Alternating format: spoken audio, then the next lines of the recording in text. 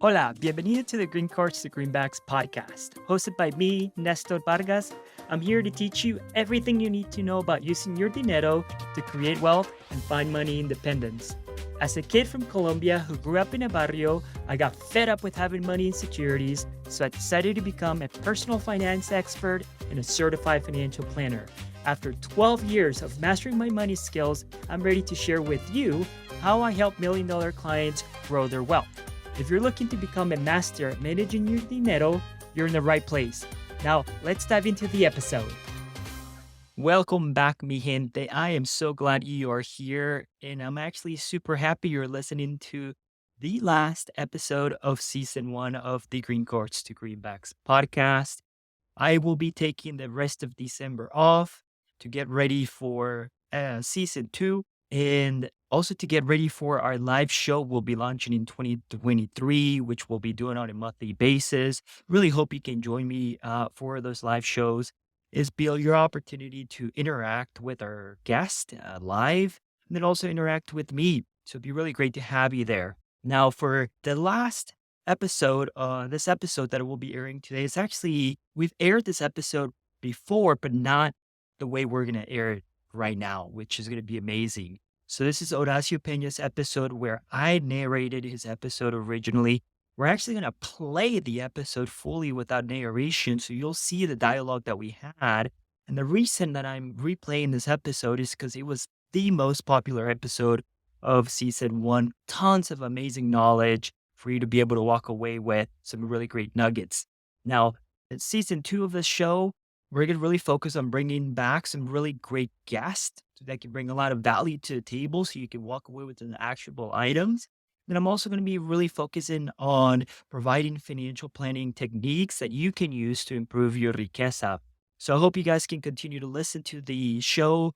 Starting first week of January will be the first episode of season 2.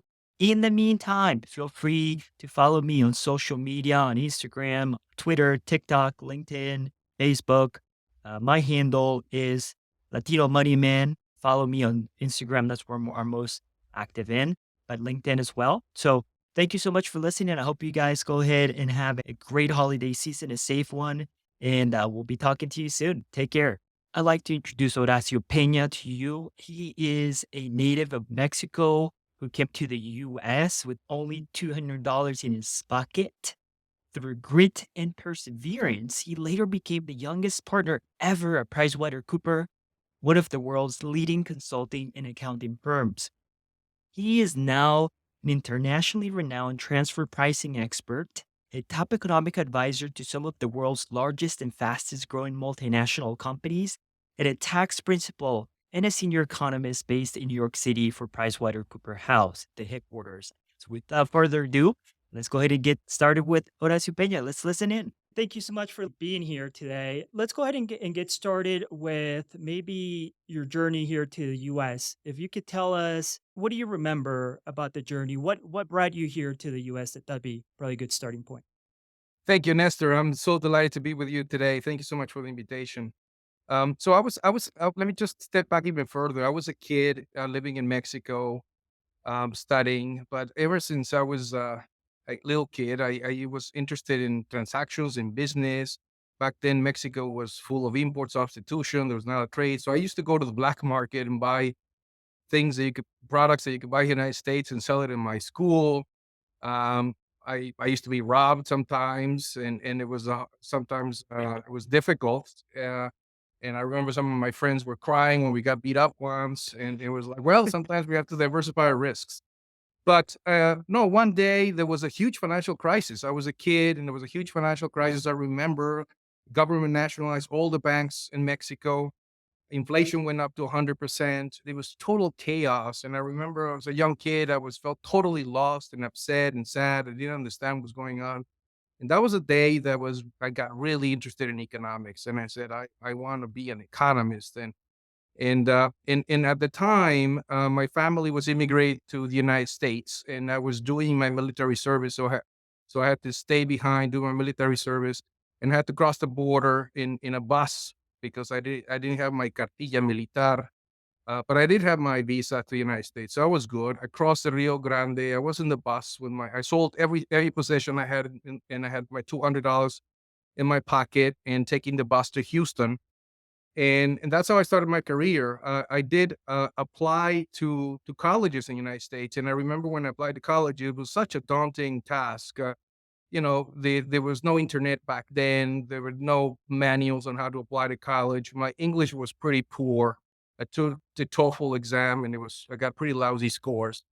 And the first lesson I think for me has always been the case is don't believe everything you hear, and don't be afraid to challenge the rules that sometimes been made to exclude you. And so what I decided to do is I applied to a bunch of colleges, and I remember I tried to take the SAT test. It was so difficult. I was terrible at taking standardized tests. I've never taken standardized tests in my life. And I remember as a kid, I made the executive decision. I said, you know what? I'm going to apply to all these colleges, and I'm not going to take the SAT. You know what? I'm just going to skip the SAT. Hmm. And guess what? True story, Nestor. I got accepted to every single college I applied. And so I took that bus, and I ended up in the State University of New York, and then I was so excited about everything. I started studying everything I could in economics, political sciences, history, money. I realized it was expensive in the United States. Everything was so expensive. So I immediately got a job as a security guard, working in school from 11 o'clock at night to 5 o'clock in the morning to make some extra money. I used to get paid $3.50. And start realizing, wow, this is a expensive place to be. But that's how I started in college.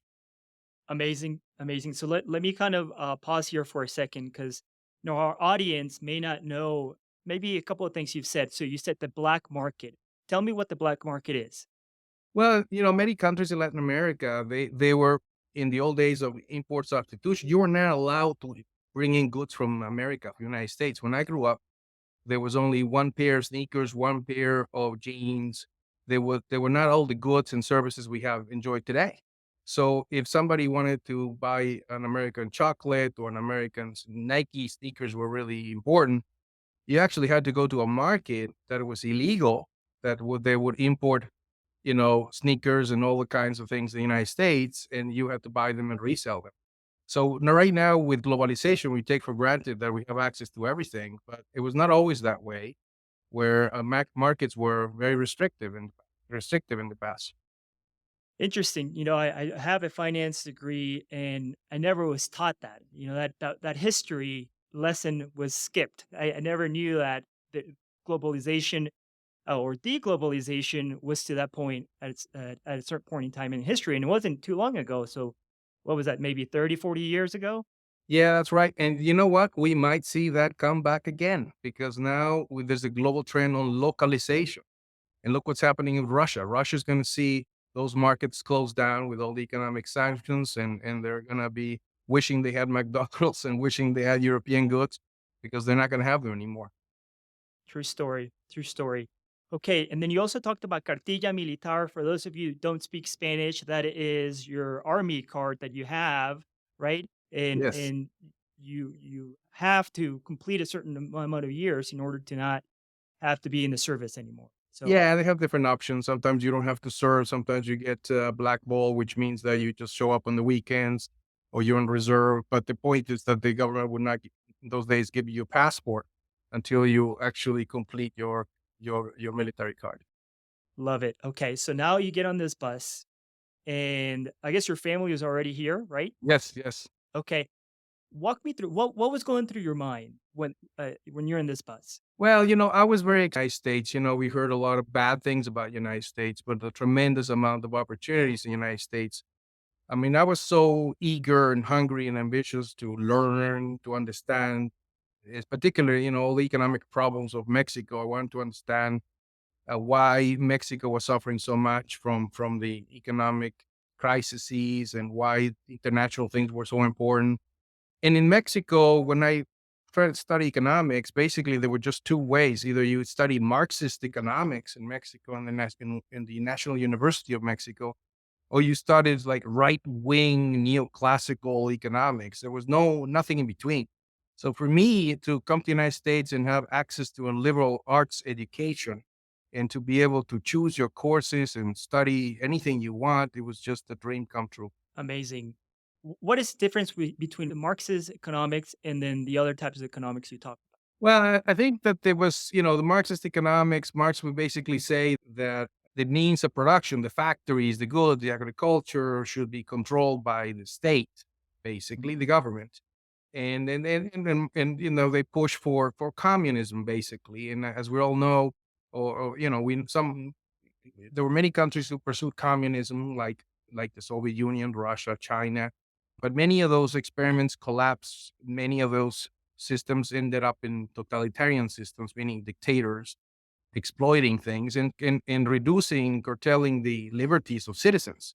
I think to have liberty to think what you want to think, to write what you want to write, to get any job you want to go to a different state is very important. Right now, we cannot give that for granted. Today, even in China, for example, they live what I call a kind of like a Stalinist digital state where the government today controls with apps where you move, how you move. If you get COVID, they send you to a special hotel, a certain place. If God forbid, your son gets COVID, they'll take your son away from you. They won't ask your permission. So this is the real world. Every citizen in China has a kind of credit rating. The government monitors you all the time. So I think that having liberty of movement and speech and will is something extraordinarily valuable, and we cannot take for granted because in many countries they don't have that. Yeah. Wow. Okay. Thanks for sharing that. So you got here to the U.S. and you were eager to learn economics and really figure out what was happening back at home. You applied to college without the SATs test. You got accepted. How were you able to come to the United States legally?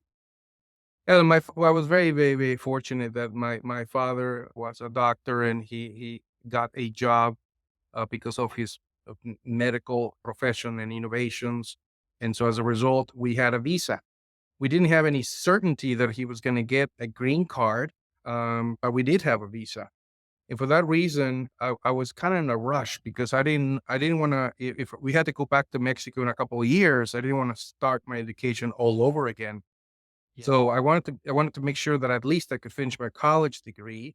A master's degree would be very valuable and recognized internationally, but bachelor's not necessarily in Mexico have to start. So I was kind of in a rush to try to finish my college as soon as possible in case I didn't get my green card. Gotcha. So that was a motivation of you actually finishing, what was that, a triple major, right? That you did? Yes, Okay. yes, yes. So I was kind of in a rush because I didn't want to fall behind, and I was so many interesting things that I studied that I liked that I ended up finishing three majors in 2.5 years, and I really enjoy that very much. Yeah, that's amazing because it took me 5 years to do 1 undergraduate, I think I had too much fun. No, in fact, I know I had too much fun. Alright, so 2.5 years, 3 degrees. What would you say helped you be so, not only was there a motivation behind not knowing if you're gonna be able to stay here in the United States, but what habits did you maybe learn throughout that time that made you so effective and efficient at studying and being able to get those degrees done? Yeah, no, Nestor, I think as you said, and you've said many times in your own podcast, very eloquently, is to having a vision of what you want to achieve is so important, so motivating, and of course, I'm extraordinarily grateful to my parents and my family because you said it as well. I mean, we're a product of of who surrounds us, right? And so our family and friends are truly inspirational, and you gain confidence of things you can achieve. But again, I think in it, even you have to take some risks, and I remember coming in and saying, "Oh, I had to take all these prerequisites and everything else." And I had to take some risks and say, you know what, I'm going to skip all those prerequisites, and I'm just going to go and enroll to the intermediate courses or the advanced courses. And if I fail, that's okay. I'll take them again or whatever. I Yeah. was really struggling with calculus. My math skills were terrible. My English were bad. So I took calculus for pass fail. And then I took it for the second time. And in my school, you needed a C plus as a minimum grade to get your economics degree. And guess what? I got a C plus on calculus. I barely made it. But the whole idea is that to me, all of us, we just got to roll with the punches. You can't let a little mini failure get you down. You gotta get up and keep getting up and take the blows, and that's how I try to do it. Okay. I love it. And, it shows that all these prereq classes, yeah, I don't know how much value we all get from that. There's this book called The 80/20 Principle by Richard Karch, right? And he says that 20% of the activities that you do actually create 80% of the results. Wow. And, here we are, right? You skipped all his prereq classes, you took the classes that really mattered, and then you were able to move forward with your vision. Okay. So, all right. So you graduated. What was your vision after graduation from this school? Yeah, so I really wanted to first of all understand the world around me, and I guess that's a key lesson to me. That is like we're all sometimes just tied up in the parade, right? We're so busy, and we can't have time to look left or right or whatever. So I was really desperate coming out of Mexico, trying to get a global vision of things. I really wanted to understand how the world worked. What are the rules, the visible and invisible rules that surround us on everything, not just economics, but jobs, on society and everything. So I knew I could work for Friendlies or a restaurant and make minimum wage, but it was like, look, I see if I can get a better job. When I graduated, it was a huge recession. I couldn't get any really significant job. So I realized that I was probably better off going to graduate school. And it was also a dream for me to try to study with some of the most famous economists in the world if I could, and again, a lot of people say, you know what? Forget about trying to apply to an Ivy League school. You don't have the GPA, the grades. You took the GREs exams, and again, I told you already, I was a lousy test taker. But you know what? That's to your strengths, not your weaknesses. And so they said, well, I'm going to have to do something extraordinarily different if I want to make my dream come true. And so therefore I realized that a lot of my peer students didn't like to do research. They didn't like to write a lot and investigate a lot. And there were actually few students in my class who did that. So I decided to do an art of thesis in economics and political science and enroll in independent study. And what that allowed me to do is to develop a very strong relationships with my professors and mentors. I took some graduate courses in my university, and so I got tremendous letters of recommendations from the college. So that all that basically allowed me to got accepted to Yale University to study international economics and finance. That's amazing. So, play to your strengths, not your weaknesses. It seemed to me that you love to do research, you love to learn, and a lot of other students didn't. You had this vision of knowing that you wanted to study with the brightest minds out there, and you were already thinking about what steps you needed to take to be able to get to that future self state in undergrad school. That's really, really amazing. Great way to think about life and how important it is to really have that clarity of where you're headed, right? Because had you not had that vision, the environment around you, so the other students, you would have kind of been stuck doing what they were doing and maybe not getting to that next level. All right. Interesting. So we get to Yale and tell me a little bit more about what do you remember? So all of a sudden I remember that I was the most ignorant, less prepared person in my class.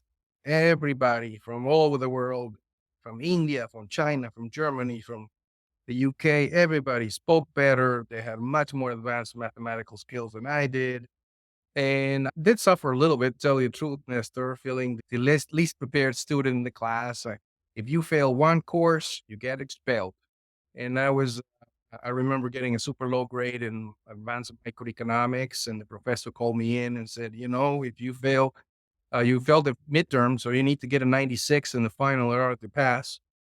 And incredibly, I got the 96 in the final, so I survived the course.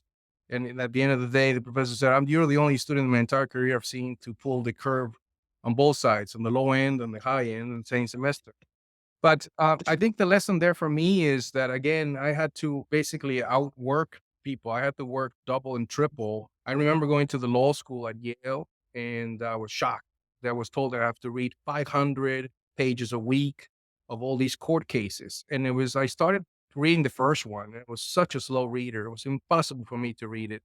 And again, same thing as like, I don't even understand this technical word, petitioner and this and that, technical words I was not familiar with. I made the decision not to read a single court case in class. I went, took the class, I sat in front of the professor with a red pen, a green pen, a blue pen. I asked a million questions, and I developed a very strong memory to remember what the teacher was asking. And I took the courses, and I did very well on the law courses that I took from Yale University. And I didn't read a court case because it was just I couldn't do it. I just couldn't do that. And study econometrics and study those law courses at the same time. Just didn't have enough time. So I had to lean on other skills that I had to try to capture the information, understand it, and pass the tests. Oh man, that is mind blowing. Such good stuff, such good nuggets for me, and I think for the audience. Thank you for sharing that. That's amazing. So you finish your degree. What was your degree? So it was I did my own major. So I was in the Yale Graduate School of Arts and Sciences, and I took a bunch of PhD courses in economics and a number of corporate finance courses in the business school and a number of law school law courses in the law school. And so I was very interested in developing my own concentration around markets, economics, and regulations. Of course you did, right? I mean, you had already not fit the mold the whole time you were trying to really accomplish your goal. Why would you just take one of the pre-made degrees? That's awesome. Okay. And so obviously and I think correct me if I'm wrong, but was this motivation of understanding economics and understanding all this stuff is coming from your experience of what happened in Mexico? Yes, yes, but also quite honestly, I didn't like a lot sometimes the professors, the economics professors would basically say that everything relates to economics. And then the political science professor would say that everything relates to politics. And the psychologist would say, no, everything relates to psychology. So for me, those are very artificial divisions, right? For me, the real explanation of things had to do with multidisciplinary approaches and really going and seeing what was happening, what are the factors, contributing factors, understanding the whole picture. And so that's why I was always gravitated to multidisciplinary approaches. Love it. Okay. Alrighty. So walk us through what happened next. So, I was very excited. I have met all these finance ministers and presidents and poets and Nobel Prize winners and all that. And then reality hits. So I graduate. There's a huge recession, and I can't find a Another job one. at all. So I ended up, I ended up a job in trading commodities in the World Trade Center. And after one day, I realized there was this big supercomputer in Chicago making all decisions. I was a trading clerk, just screaming and yelling in the commodities exchange. And I came back home and told my mom I was quitting my job.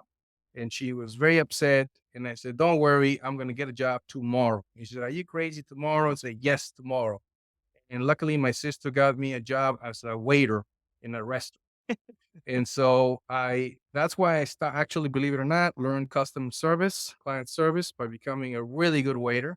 I became very good friends with the Mexican cooks, and I did very well. I got the biggest tips in the restaurant, and I was a waiter for 7 months. Unbelievable. Wow. So here's a guy with the triple major masters from Yale, and now we're waiting tables. I'm sure people found you fascinating and having conversations. All right. So this recession that you talked about, is this the same recession that was happening prior to you starting? Yeah, Um, okay. Okay. All right. What year was that it? was so in Around what year? 1990 I graduated. So two very important things is in 1989 the Berlin Wall came down. In 1990 I graduated, and it was a recession. But 1990 was a huge year. That was the year where the third industrial revolution started, the services revolution. What does that mean? Well, Service. the internet came online in 1990, and Windows 1.0 came out on that year as well. And I was job searching, job searching, job searching, and finally got a job to go to Washington, D.C. to work as an economist for a big consulting firm. And I went there, and it was fascinating. And I started working, and I started focusing on innovation. And again, the internet was just starting. I almost became a Microsoft technician because I learned Excel and Microsoft Word and all the Microsoft products. And I started using data for the first time, using large data sets to do analyses and drop data in text form to electronic form. And I work with a number of international agencies, the World Bank and other organizations there to privatize industries in Estonia, Lithuania, Slovenia, and some other countries. And again, I felt I was the dumbest guy in the room because I felt like I was surrounded by 100 chiefs and 3 Indians, and I was the Indian, and everybody was ordering me around. I didn't know anything again in terms of terminology or database or Microsoft or anything. So I felt it was a very difficult period of my life being in Washington, D.C. by myself and working and trying to learn all these things. But it was an investment. It was an investment that later paid off. Mm. Yeah, that's a great journey that you took there, and the way you described it is super super funny. But it help our audience understand what privatization of industries is. Yeah, so I was saying that in 1980, in the old days, there was the Soviet Union, and there was all these governments that controlled all the industries. So that the Soviet Union collapsed because it was broke, and so as a result, all these republics in Eastern Europe became independent. And privatization means when the industries go back to the market. So in other words, there was a telecommunications company or the electricity company that was controlled by the state. They would sell it back to the open market. And what we did is we broke down the value of the companies into shares, and we distribute those shares to all the citizens in the countries. So every citizen in these countries owned the share of these public works companies. And there was restrictions. They couldn't sell the shares immediately, but they could sell them down the road. And as a result, all that wealth that went from the industry was distributed to the citizens. And to this day, if you go to those economies, you will see that the markets operate very well. In Russia, that didn't happen. In Russia, all of a sudden, we were actually working on a project with Russia, and that's when the Yeltsin administration collapsed and Putin took over. And basically, that didn't happen. So some private investors acquired those industries, and they became the oligarchs that rule Russia today. What a amazing history lesson there. Again, someone here with a finance degree learned some economics during my finance degree. I was never taught that. I was never taught that citizens actually were the ones who own the shares of this companies at some point in time. I'm sure they probably have sold them now and they're publicly traded. Exactly. But that is just such a cool way for the government to help the people rise economically. So I was in Washington, and I was back in those days. Nestor, you remember the textbooks, or it was before your time. The Japanese were very powerful investors in the United States. They had a lot of businesses and consumer products and automobiles and all that. I was obviously interested in Mexico, and I didn't use my Latin skills. I didn't use my Spanish. I didn't use that, and I was very interested and eager to use them, apply them to get a job, help me do that. And when I was in graduate school, I was studying about NAFTA, the free trade agreement that it was supposed to be coming between Canada, Mexico, and the United States. So right around 1993, I got a new job, and I moved to New York to start a consulting group here in New York City. And again, because I was very fortunate that the third industrial revolution was starting. Intellectual property started becoming really important. Again, if we go back 100 years ago, agriculture, or 200 years ago, agriculture was really important. And there was the first industrial revolution that lasted like 40 years. And there was a second industrial revolution that lasted less time. And then we went through from manufacturing was the most valuable activity. And then services it started to become really, really important in 1990. And now, of course, intellectual property. Now, well, I'm going to talk a little bit more about that. But in the fourth industrial revolution is all about IP, intellectual property, which like brands, like technology, like software. When NAFTA started, I was very interested in trying to apply my cultural background to these things. So one day, I didn't have any capital, didn't have any money. I took my credit card, I bought a plane ticket, I went to Mexico, and I started selling projects to U.S. multinationals that were operating in Mexico and Mexican multinationals that were operating in the United States. And I was telling them about NAFTA. NAFTA came in line in 1994, and I started my practice in Mexico in 1993. And then in 1995, I did a big project for all the maquiladoras. And maquiladoras were the contract manufacturing factories in Mexico. And so I worked with the Mexican government to develop a tax policy to determine how much the maquiladoras should report in taxes in Mexico. Okay, so here we are again. You see this revolution of the internet, you take advantage of it, and now you see NAFTA coming and you start a firm prior to NAFTA actually going live, selling projects and then telling multinational organizations that you're going to help them figure this whole thing out. Okay, so what happens next? Yeah, so I think they all of a sudden started growing really fast. Where again, the more as NAFTA got enacted in 1994, many U.S. multinational companies wanted to expand their operations in Mexico.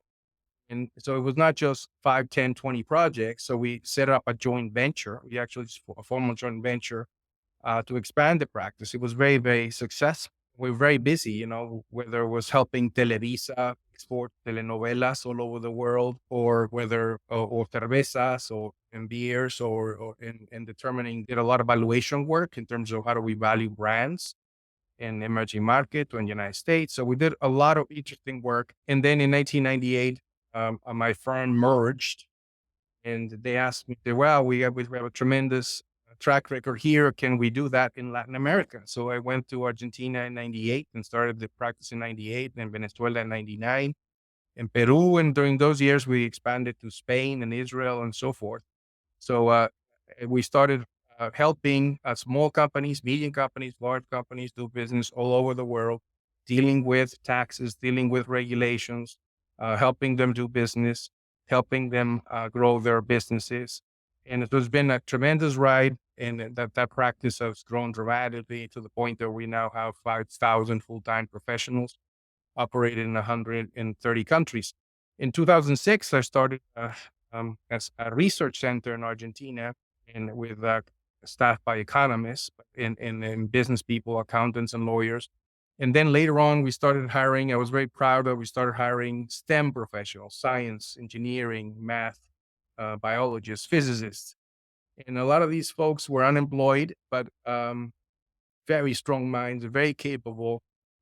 And as we go into the fourth industrial revolution, the what I mean by that is big data, the cloud, and the emerging technologies of artificial intelligence, blockchain, Internet of Things, drones, 3D printers, etc., that everybody could contribute regardless of what you studied, because we need multidisciplinary approaches and bring those skills to solve analytic problems. And so as a result, that center became very, very successful, and now is providing artificial intelligence and emerging technology solutions in, again, 60 countries around the world. It became a one center for digital solutions. Right at the same time, I also started working. I was very lucky to serve as an economic advisor to the largest, fastest robotics process automation company. And that a robotics process automation company is a company that creates bots. And so as part of that, we created a vision of what we call a digital vision, that for every employee, we can have a bot. And a bot could be an assistant that can help the employee, a professional, do their work better, so you can avoid repetitive work. And so as part of that, we created a joint business relationship with this company, and we acquired 40,000 bots, so that these bots can help our people become much more effective and help our clients. Okay, so when you talk about bots, are we talking about robots that are like literally physical robots, or are we talking about like digital robots? Digital robots. So I mean, it's just a piece of Okay. software that goes into your PC. But you're right. I mean, I think the reality is robotics are real robots and machines and drones and everything. But in my world of consulting, it's really software in your PC that helps you automate things. Okay, great. All right. I think there's a piece here that I want to discuss because you were using your skills that you had developed in college and maybe a few jobs to start this consulting firm. And I gotta imagine that at some point in time you were doing a lot of the work. And as you continue to grow, you hired people to do the work. And so the skills had to be shit, you had to develop different skills. You kind of changed from being the the person that is actually doing the work to now managing and being the business owner. Walk me through that experience. What skills did you have to develop? Yeah. Tell me more about that. No, great question, Esther. Yeah, I guess I would say I probably went through 3 or 4 phases in my career, right? My first phase is I wanted to be a subject matter expert. I really wanted to be the best advisor technically possible. I read everything, studied everything, every court case, every decision, every analysis. And it was a lot of work, repetition, repetition, repetition to master your trait. And I really believe that you really got to master it before you can actually innovate and will make it even better. So I had a phase where I said, I want to be the best advisor in my field possible. And I went through several years. At some point, I said, you know what? I don't want to be the best anymore. I want to be the highest revenue producing partner. And I want to be able to generate as much revenue as possible, have more leverage, bigger teams, be able to run bigger projects. And then I did achieve that. And I did that for 15 years continuously. And then at some point, one day I say, you know what? Now I want to go into a third phase. I don't want to continue to be the highest revenue producing partner forever. Now I want to innovate and I want to disrupt my own practice by applying some of these emerging technologies so we can transform the way we do things. And at that point, I was offered a very interesting job as being the innovation and digitization leader of my firm.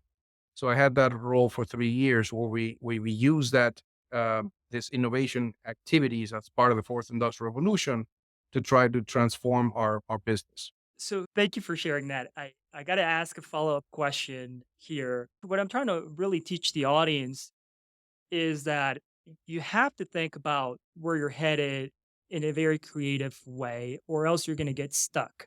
There's a saying that two 2xing something that you're doing is a lot harder than 10xing something that you're doing, and Yes. that is because 2xing something, you just have to work harder and longer, but 10xing, you have to think completely different about your process. You have to break it down, and you have to think about outside the box, you really do. How do you do that? How did you do that? What were the motivators? What is the process to do that? Yeah, no, thank you, Nestor. I really think that, by the way, that in the old days of the Middle Ages, when nothing happened, you could continue to operate in one way for all your life. Right? When my grandfather, became an engineer, well, fine, he could be an engineer for the rest of his life. That was fine. I think that the reality, Nestor, is that nowadays in the fourth industrial revolution, we're all going to have to reinvent ourselves constantly, continuously. We're going to be infinite learners. And so me, that there's a number of steps that we need to take.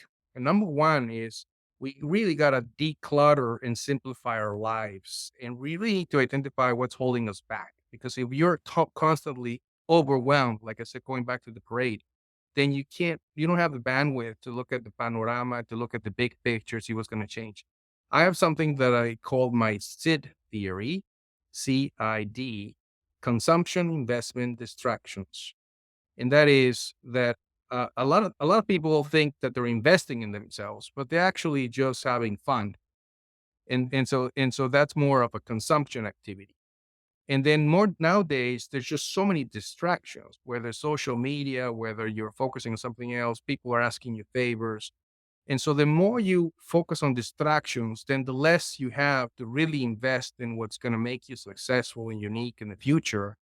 And also affects your happiness because if consumption is about really being happy with your friends, with your family, achieving fulfillment, and if you're constantly being distracted and you're always busy, busy, busy, so you can't really talk to your friends and your family, you're not going to be ultimately happy. So I think step number one is declare your life. Number two is really be conscious about what's distracting you, and what's really makes you. And in the Greek philosophy, the most important concept is know yourself. And you really have to know yourself and be brutally honest with yourself, not what your parents told you or the church told you or anybody told you. Is like you have to really say what's going to make you happy. And then comes imagination to start this imagining that you may not like your job. I didn't like my job. I think entry level jobs in general are really difficult, really difficult. And sometimes a lot of people change jobs because they hate their job. But I think you have to use imagination and see, well, how can this job evolve over the next 3 to 5 years? And how can it evolve beyond that? And what kind of skills I can take from these? Like when I was And the World Trade Center, right? It turns out that center was fully automated, dismantled. There are no humans working in that commodities exchange anymore. But you have to think about what kind of skills you can take with you to apply somewhere. And then you talk a lot about this, is once you figure that out, you got to talk to others. You get a mentor and coach to develop that purpose of vision, that vision that you have. And once you have that vision, then you focus on formulating and executing the plan. And then the question is, how do you keep it up? Because it's not easy. It's hard work. And I think that's where the next step comes in, and that is developing high performing habits.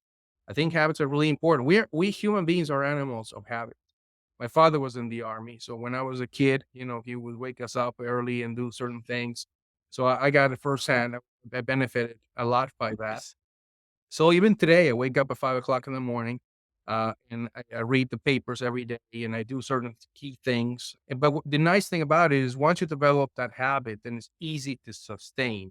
If you don't develop a habit and you change your routine all the time, then it's going to be a little more difficult. And then the reality, once you have there, the rest of it is grit. It's all about grit. And I mean, there's a great book that I would like to recommend everybody. It's called Grit: The Power, Passion, and Perseverance by Angela Duckworth. And the whole idea there is that, look, I think that she would say that grit is a far more explanatory power than success, than intellect or discipline, or emotional intelligence or IQ or training or anything else. It's like, at the end of the day, I think one of the stories in the book says that West Point, they did a big study on that, and they were wondering why their cadets were dropping out and why they were not graduating with the way they wanted, everything else, and did a huge analysis and concluded that it was not the smartest ones, it was not the super athletes, it was not the other types of attributes they would expect that would drive success, but it was the cadets who said, "I'd rather die than to drop out." The cadets that say, "I'd rather drown, I'd rather you break my bones before I quit." The cadets who were the most focused on success, who wanted it. And the reality is, a lot of people don't want to pay the price. The people who wanted to pay the price was the biggest, single most important factor explaining success. So once you have your plan, then you got to apply grit. And then finally, the last step is you got to stay open to future change and the next reinvention. Because, like I said, I think the world, one thing's for sure, it's going to be massive change going forward. So you got to be willing to go on through the next, like this pandemic, to go through the next transition. Who knows what the next curveball is going to come? And we got to be ready to pivot and to reinvent ourselves all over again. Thank you. That was just so full of amazing, really recommendations that I can't wait to go back and listen to all of this and really think through it. So now you're a PricewaterhouseCooper house, correct? And tell me the story about becoming a partner, people telling you no, you cannot. Tell me a story because I think that's really powerful. Yeah, thank you, Nestor. So I think that, you probably got the feeling that I really didn't believe in the orthodox path and in following the traditional path. So for me, it was always about trying to think outside the box and looking at different options. And again, you can tell already I was a weird bird to begin with. So coming into a firm where the traditional path, you had to be a CPA, an accountant, a certified public accountant, and you have to be licensed and you have to do all these things. And I was one of the first economists. So I was already a very weird bird with a very untraditional background from Mexico. And I was not a lawyer. I was not a JD. And I remember when I was talking to my mentor and coaches and said, well, you know what, the average, tenure is to become a partner is probably going to be 14, 15 years. And I was like, oh my goodness, I'm not sure I'm going to be able to last that. So I worked really hard. I came up with a plan to do it in 7 years. And I was very, very lucky and fortunate to be accepted to the partnership in 4 years. I was one of the youngest partners in my line of business. And I think part of that is that I was a little bit all over the place. I was very busy. I was serving my clients. I had tons of hours, but I was developing practices in Mexico, in Israel, South America, United States, New Jersey, everywhere. And I remember when they interviewed me for the admission, they said, "Well, did you think a little bit? Don't you think you're a little young, and don't you think that you would benefit from a couple of years of extra experience?" And I said, yes, but if you look at my timesheet, you can see that my 4 years of experience probably translates to 12. So, anyway, I got through, and so I was the last partner of Coopers and Lybrand's before the merger of '98. Oh my goodness. Okay. Well, Horacio, thank you for walking us through this journey and giving us all these amazing nuggets that I think, and I know for sure if our listeners take to heart and reflect on what you've said, are absolutely going to benefit greatly from it. I think our first, our immigrants have so much room to impact this country, and if we can help them, then I think our entire country is going to be better. Is there anything that I haven't asked you about that you want to share with us, or anything else that you want to talk about? Yeah, no, thank you, Nestor. I think that the United States of America is truly an incredible country, and I think sometimes we take it for granted a little bit. I think that when you actually travel to India or China or other places, you realize just how difficult life is in some places, and just how many privileges we have here. And so I know sometimes life is really difficult. We're dealing with inflation and all that, but even today we have the lowest unemployment rate in the world. There's so many opportunities, so I think I would just say that we're very lucky to be here. We're, as you said, tremendous contributors.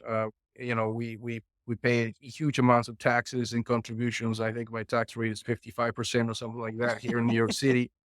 And we create jobs and we bring new ideas. In fact, I would say humbly, but if you look at the CEOs of some of the top companies in the United States, many of them are immigrants, and that's because they are coming in with a very free point of view to disrupt paradigms and and new concepts and innovations requires by definition, shifting gears and challenging existing models. And I think the reason I would say the United States is this number one superpower in the world is because we got free markets, we got abundant capital, we have the best universities in the world, and we have more immigrants than anybody. And I think to the extent that we close the doors of immigration, then we can see that would challenge our competitive advantage in the world. Thank you for sharing that.